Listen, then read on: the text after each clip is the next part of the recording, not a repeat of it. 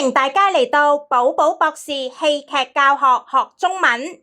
排句成段做得好，最緊要係圈重點。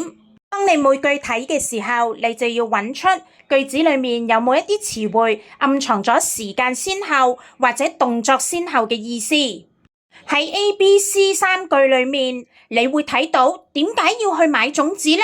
原來端午節嚟啦！哇 A 嗰度已經食咗咯喎，唔蒸又點食啊？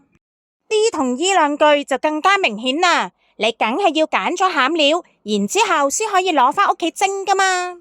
當你圈完重點，你就好容易睇到事件嘅先後次序，然後我哋可以運用戲劇元素、二人對話進行創意改編。事件嘅起因係端午節嚟啦，我和爸爸去商店度買粽子。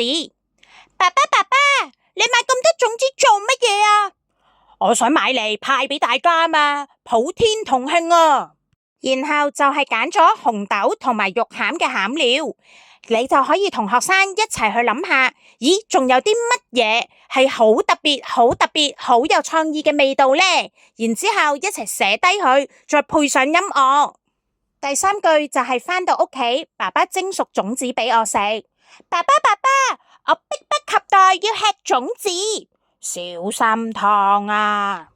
第四句就係運用咗感官描寫，你知唔知係運用咗乜嘢感官啊？冇錯啦，就係嗅覺描寫。爸爸，你好香啊！唔係我香啊，係啲竹葉發出嘅清香。